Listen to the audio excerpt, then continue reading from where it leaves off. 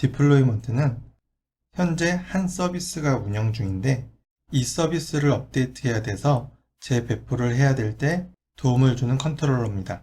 본격적인 디플로이먼트 설명에 들어가기에 앞서 몇 가지 일반적으로 사용되는 업그레이드 방식이 쿠버네티스에서 어떻게 사용되는지 전반적인 설명을 드릴 건데요. 이렇게 대표적으로 리크레이트, 롤링 업데이트, 블루 앤 그린, 카나리 배포 방식이 있어요. 리크레이트 방식을 먼저 설명드리면 디플로이먼트를 만들면 이렇게 버전 1의 파드들이 만들어져요. 그리고 파드 하나당 이렇게 하나씩 자원이 사용된다고 가정을 해보고요. 그래서 리크레이트 방식으로 업그레이드를 하면 이 디플로이먼트는 먼저 이렇게 파드들을 삭제를 합니다. 그렇게 되면 서비스에 대한 다운타임이 발생을 하고요. 자원 사용량도 없어지게 돼요. 다음으로 V2에 대한 파드 2개를 이렇게 만들어줘요. 이 방식의 단점은 다운타임이 발생하기 때문에 일시적인 정지가 가능한 서비스일 경우에만 사용 가능한 방법이고요. 그리고 두 번째 롤링 업데이트는 마찬가지로 이 상태에서 업그레이드를 실행하게 되면 디플로이먼트는 먼저 V2의 파드를 하나 만들어줍니다. 그럼 자원 사용량이 그만큼 늘어날 거고요. 이 상태부터는 V1과 V2에 모두 서비스가 되고 있기 때문에 누군가는 V1에 접속이 될 거고 또 누군가는 V2에 접속을 하게 돼요. 그런 다음 디플로이먼트는 V1의 파드를 하나 삭제를 하고요. 다음으로 남은 V2 파드를 하나 더 만들고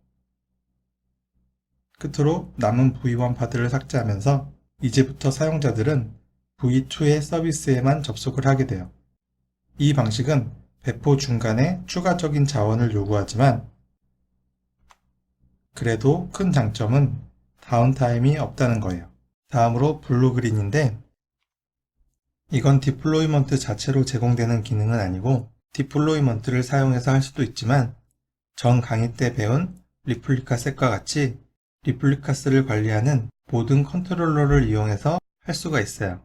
이렇게 컨트롤러를 만들어서 파드가 생성이 되면 파드에는 이렇게 라벨이 있기 때문에 서비스에 있는 셀렉터와 이렇게 연결이 되죠.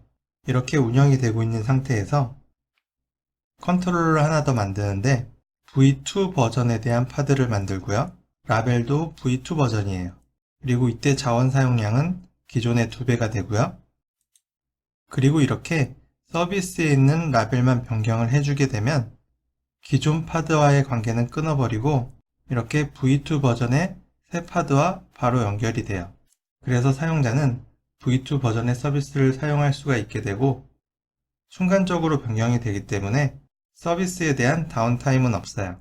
그런데 만약 V2에 문제가 발생하면 다시 이 라벨만 V1으로 바꿔주게 되면 기존 서비스로 전환이 돼서 문제시 롤백이 쉽다는 장점이 있고요. 문제가 없으면 이렇게 기존 버전은 삭제를 하면 됩니다. 이 배포 방식은 상당히 많이 사용하고 안정적인 배포 방식이지만 그래도 단점은 이렇게 자원이 2배가 필요하다는 거예요. 마지막으로 카나리 배포는 이름에서 좀 유래가 있는데 카나리아라는 새는 1초에 17번 정도 심장이 뛸 정도로 심박수가 높고 공기 중에 있는 산소 양에 민감해서 유해한 공기를 마시게 되면 금방 죽거든요. 그래서 이 새를 광산 안에 가스가 새는지 확인하려고 데려가던가 난방을 뗄 때 일산화탄소를 감지하는 데 사용했다고 해요. 그래서 카나리 배포라함은 카나리아 같은 실험체를 통해서 위험을 검증하고 위험이 없다는 게 확인이 되면 정식으로 배포를 하는 방식이에요. 이걸 쿠버네티스에서 어떻게 하는지 한번 보면 아까와 마찬가지로 V1에 대한 파드가 있고 이렇게 라벨이 붙어져 있는 상태에서 이렇게 서비스를 만드는데 이 V1이 아닌 타입 앱에다가 이렇게 라벨을 달아서 연결을 해놔요. 이렇게 운영 중인 상태에서 이제 테스트용으로 컨트롤러를 만들 때 레플리카스를 1로 해서 V2에 대한 파드를 하나 만들고 이렇게 똑같이 타입 앱이라고 라벨을 달면 이 서비스에 연결이 되겠죠. 그럼 이 서비스로 들어오는 트래픽 중에서 일부는 이 V2 버전으로 접근이 될 거고 이렇게 새 버전에 대한 테스트가 돼요. 그러다가 문제가 발생하면 이 컨트롤러의 레플리카스만 0으로 만들면 되고요. 이건 불특정 다수에 대한 테스팅을 할 때 사용을 하는 방식이고 다른 방식도 있는데 이렇게 V1은 V1대로 V2는 V2대로 각각의 서비스를 만들고요. 인그레스 컨트롤러라고 해서 유입되는 트래픽을 이렇게 URL 패스에 따라서 서비스에 연결을 해주는 역할을 하는 컨트롤러가 있는데 이렇게 해놓으면 패스 앞에 V2를 단 사람들은 새 버전에 대한 서비스를 사용하게 돼요.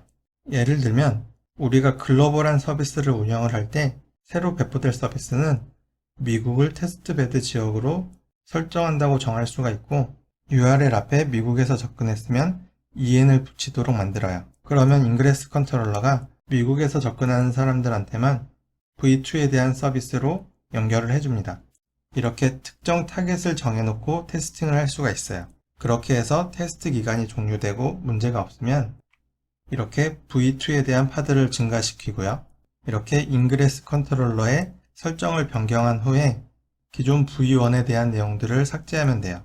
이렇게 되면 역시 다운타임이 존재하지 않는데 자원 사용량은 테스트를 할 파드의 수나 V2 파드를 얼마나 만들어 놓고 V1의 파드를 다운시키느냐에 따라서 필요한 자원량은 증가하게 됩니다.